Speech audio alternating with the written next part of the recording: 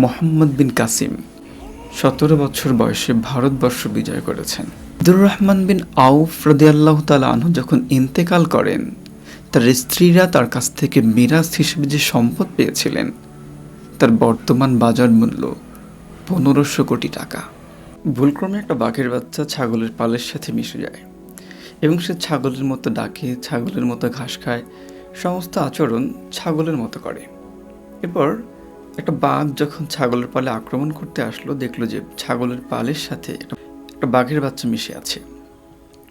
সে জোর করে তাকে নদীর কাছে নিয়ে গেল এবং দেখালো, দেখো তুমি বাঘ, আমিও বাঘ। এরপর তার বোধোদয় হলো যে আমি আসলে ছাগল না, আমি বাঘ। বলতে চাচ্ছি যে কওমি মাদ্রাসার ছোট ছোট বাচ্চারা মানুষের দাঁড়ে দাঁড়ে ঘুরে বেড়ায়, বস্তা নিয়ে হাঁটে, চাল ওঠায়, ডাল ওঠায়, আলু ওঠায়, টাকার জন্য হাত পাতে। একজন 10 বছরের বাচ্চা যখন সে মানুষের কাছে হাত পাততে পাততে বড় হবে, তার মেন্টালিটি সেভাবেই বেড়ে উঠবে। এমনকি সে যখন মানুষের কাছে হাত পাতে, অনেকেই তাকে দূর দূর করে তাড়িয়ে দেয় এবং সে ভীষণ কষ্ট পায় এবং সে একটা ট্রমা নিয়ে বেড়ে ওঠে। এই অসুস্থ মানসিকতা দিয়ে সে জীবনে ভালো কিছু করতে পারে না, আদতে করা সম্ভব না। এমনকি সে যখন পেশা জীবনে যায় তার এই অভ্যাস বদলায় না। আর ওদিকে দেখেন মোহাম্মদ বিন কাসিম ১৭ বছর বয়সে ভারতবর্ষ বিজয় করেছেন। আপনি কল্পনা করতে পারছেন ১৭ বছর বয়সে একটা ছেলে এসএসসি পরীক্ষা দেয়।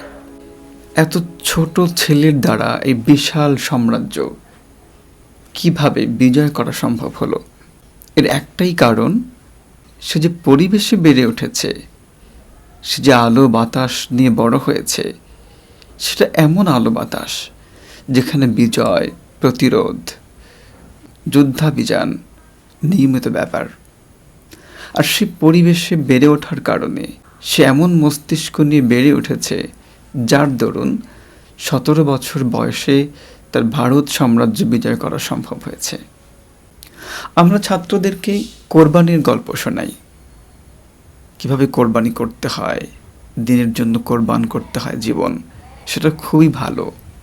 কিন্তু আমরা এই গল্প শোনাই না যে পৃথিবীতে 10 জন জান্নাতের সুসংবাদপ্রাপ্ত সাহাবীদের মধ্যে 4 জন ছিলেন কোটিপতি, সেই লেভেলের কোটিপতি। আমরা এই গল্প তাদেরকে শোনাই না। আব্দুর রহমান বিন আউফ রাদিয়াল্লাহু তাআলা আনহু যখন ইন্তেকাল করেন, তার স্ত্রীরা তার কাছ থেকে মিরাস হিসেবে যে সম্পদ পেয়েছিলেন তার বর্তমান বাজার মূল্য ১৫০০ কোটি টাকা। আমরা এই গল্প তাদেরকে শোনাই না যে আব্দুর রহমান বিন আউফ রাদিয়াল্লাহু তাআলা আনহু বদরি সাহাবীদের জন্য যে দানের ওসিয়ত করে গিয়েছিলেন তার বর্তমান বাজার মূল্য ১৯৫ কোটি টাকা।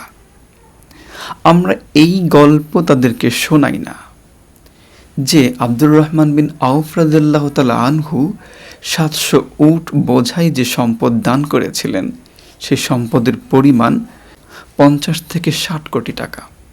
কোনোভাবেই আগামী প্রজন্মকে এই নিচু মানসিকতা নিয়ে বেড়ে উঠতে দেওয়া যাবে না। আমাদের দৃষ্টিভঙ্গির বদল এখন থেকে হওয়া উচিত।